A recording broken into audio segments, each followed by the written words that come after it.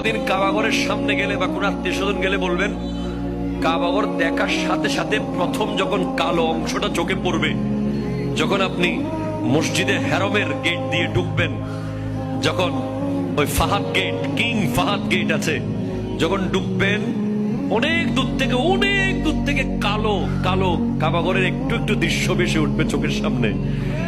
তখন দোয়াটা করবেন, কি দোয়া করবেন কয়টা? যখন কয়টা?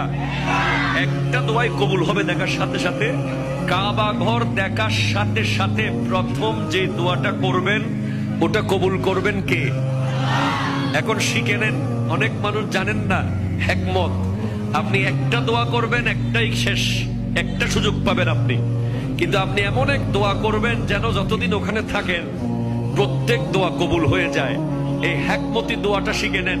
আপনি বলবেন, আল্লাহ আমি 10, 12, 15 যতদিন এখানে থাকবো, যতগুলো দোয়া করব সব কবুল করে নিয়েন।